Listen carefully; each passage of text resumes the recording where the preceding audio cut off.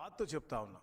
ఎందుకంటే మేము కూడా వచ్చి ఇప్పటికి 18 నెలలు అవుతా ఉంది. సబ్జుడీస్ కాబట్టి తప్పకుండా కోర్టు నుంచి ప్రాపర్గా జడ్జ్మెంట్ వస్తుందని మేము ఆశిస్తూ ఉన్నాం.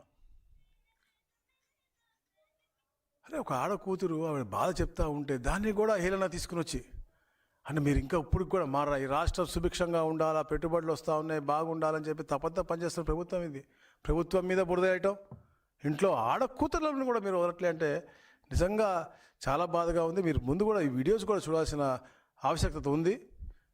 ఎందుకంటే వారి యొక్క మాటలు మార్పిడి. సెక్యూరిటీ లేదు ఆయనకు. అసలు ఆయన ఎంత సౌమ్యుడు అంటే ఆయనకు అసలు గొడవలు లేవు. ఎక్కడికైనా కూడా పాపం ఒకడే పోయి ఎవరి దగ్గర ఏ కలెక్టర్ ఆఫీస్ దగ్గరికైనా పోతాడు, ఏ ఎంఆర్ ఆఫీస్ దగ్గరికైనా పోతాడు. ఎవరైనా వచ్చి అడిగితే ఎక్కడికైనా కానీ పాపం వెళ్ళిపోయే రకం. అంత సౌమ్యుడు, అంత మంచి వ్యక్తి. నిజంగా అంత మంచి వ్యక్తికి కూడా ఇటువంటి పరిస్థితి రావడం అన్నది నిజంగా అన్నిటికన్నా బాధాకరమైన అంశం ఇది.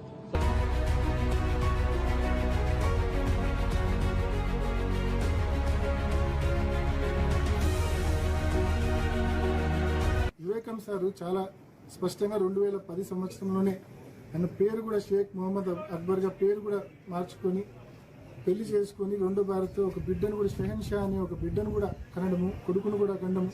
ఈ సెకండ్ వైఫ్ కోణాన్ని ఆమెకు ఆ బిడ్డకు ఆయన ఆస్తి రాసివ్వాలనుకున్న కోణాన్ని, ఇంట్లో దొరికిన స్టాంప్ పేపర్స్ ను, నోటరైజ్డ్ విల్స్ ను ఇవన్నీ కూడా పక్కదారి పట్టించారు. సునీత, వివేక రెండో భార్యకు మధ్య విభేదాలున్నాయన్న అవినాష్ రెడ్డి, వివేక తన రెండో భార్యతో ఆర్థికంగా పాలు పంచుకుంటున్నారని సునీత కక్షగట్టిందని బెయిల్ పిటిషన్లో పేర్కొన్నారు.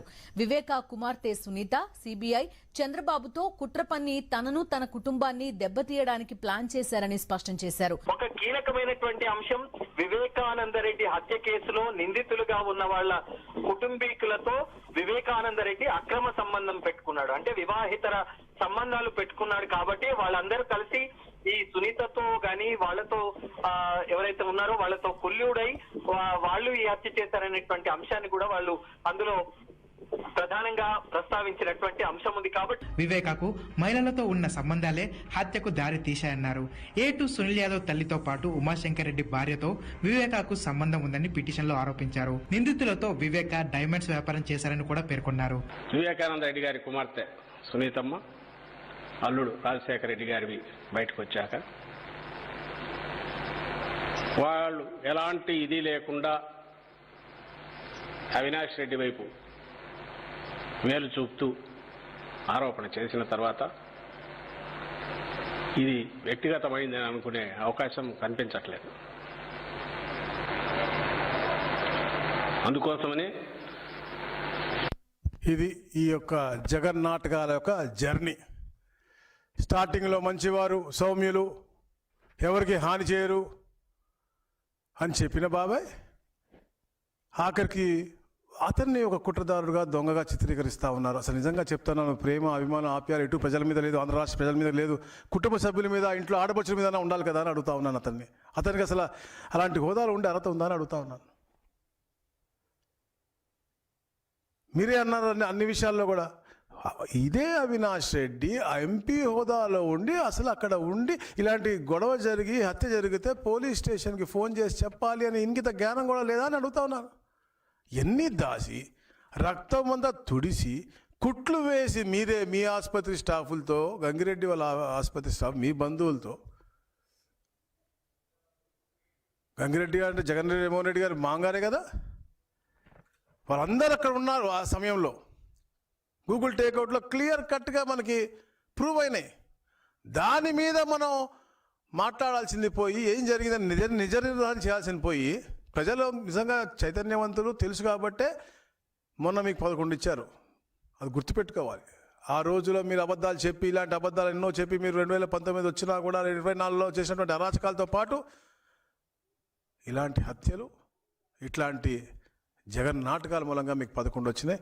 రాబోయే రోజుల్లో ఇళ్ల ముందుకు కూడా రాని పరిస్థితి. రాష్ట్రంలో మీరు ప్రతి దగ్గర కులాల మధ్య మతాల మధ్య అన్ని ప్రాంతాల మధ్య చిచ్చు పెట్టాలని చూస్తూ ఉన్నారు. అవి కూడా నడవని చెప్పి మీ అందరికీ కూడా గట్టిగా తెలియజేస్తూ, తప్పకుండా ఏదైతే వివేకానంద రెడ్డి గారి హత్య ఉందో దాని యొక్క జడ్జిమెంట్ త్వరగా వస్తుందని, తప్పకుండా ఆడబిడ్డకి న్యాయం జరుగుతుందని చెప్పి కూడా మేము పూర్తిగా ఆశిస్తూ ఉన్నాం. మీరు కూడా బాధ్యత తీసుకుని ఆడపడుచు ఒక ఆవేదన తెలుసుకుని ఆడపడుచులకి అండగా ఉండాలని చెప్పేసి కూడా మీకు హెచ్చరిస్తా ఉన్నాం. మార్చి 16, 2019 సునీత స్టేట్మెంట్ ఒకసారి చూస్తే మీకే అర్థమవుతుంది. గుండెపోటు థియరీ అనేది పుట్టించిందే సునీతక్క భర్త రాజశేఖర్ అండ్ సునీతక్క వాళ్ళ బ్రదర్ ఇన్ లా, అంటే వివేకానంద రెడ్డి గారి brother in law Narreddy Shivprakash Reddy, ఎవరైతే నాకు ఫోన్ చేసి క్రైమ్ సీన్ కు పొమ్మని చెప్పారో ఆయన. ఈ రోజు అర్ధరాత్రి వైఎస్ వివేకానంద రెడ్డి గుండెపోటు రావడంతో ఆయన మృతి చెందారని చెప్పి మనకు ప్రాథమికంగా సమాచారం అందుతుంది. మొత్తం మీద అయితే ఆయన మాజీ మంత్రిగా చేశారు, అదేవిధంగా 2 సార్లు ఎంపీగా చేశారు. వైఎస్ రాజశేఖర రెడ్డికి అన్నింటా తోడుగా నీడగా నిలిచినటువంటి వ్యక్తి. అయితే నిన్న రాత్రి అనారోగ్య కారణంగా గుండెపోటు వచ్చినట్టుగా చెప్తున్నారు. అంటే పూర్తిగా కారణాలు ఏంటనేది మనకు కూడా వివరాలు అందలేదు. మొత్తం మీద అయితే ఆయన చనిపోయారనేటువంటి వార్త అయితే ఇట్లా ప్రతి ఒక్కటి కూడా దొరికిపోయిన తర్వాత కూడా నేను చెప్పా ఇంతాక, వాళ్ళు ప్రభుత్వం లేనప్పుడేమో సిబిఐ కావాలి, ఇంకా రాష్ట్ర ప్రభుత్వం మీద నమ్మకం లేదు అన్నారు. ప్రభుత్వం రాగానే సిబిఐ వద్దు అన్నారు. వాళ్ళు అరెస్ట్ చేయడానికి వస్తే, ఎందుకంటే అవినాష్ రెడ్డి అనే మనిషి దాంట్లో పూర్తి ప్రమేయం ఉందని చెప్పి నిర్ధారణతో వస్తే వాళ్ళకి బాంబులు వేస్తామని చెప్పి బెదిరించారు. వాళ్ళ మీదే కేసులు పెట్టారు, వాళ్ళనే తరిమేసే విధంగా చేశారు. తప్పకుండా న్యాయం అనేది ఎప్పటికైనా గెలుస్తుంది. అలాగే ఏదైతే మీరు ఒక ఆడబిడ్డని ఇంత హేళనగా, ఇంత నీచంగా, ఇంత బాధ కలిగే విధంగా మీరు ప్రవర్తించారో నిజంగా ఎవరు కూడా మిమ్మల్ని మహిళా లోకం ముందుగా క్షమించదని చెప్పేసి కూడా మీ అందరికీ నేను దీని ద్వారా తెలియజేస్తా ఉన్నాను. Thank you.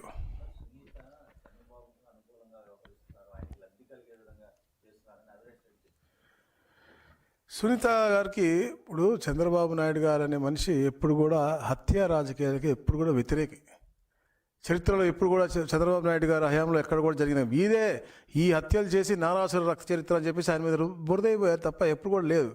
ఒక సామాన్య ఆడబడుచుకు జరిగిన ఎవరైనా కానీ ఆడబడుచుకు ఇబ్బంది జరిగిందంటే వాళ్ళకి రక్షగా ఉండాలని చెప్పే లక్ష్యంతో ఉండేటువంటి పార్టీ తెలుగుదేశం పార్టీ. ఎప్పుడు అంటే డిసిప్లిన్ ఉన్నటువంటి పార్టీ తెలుగుదేశం పార్టీ, సిద్ధాంతం ఉన్నటువంటి పార్టీ తెలుగుదేశం పార్టీ. వాళ్ళు అట్లా కాదు, వాళ్ళది రక్తపు మడుగుల్లో అబద్ధాల్లో పుట్టినటువంటి పార్టీ వాళ్ళది.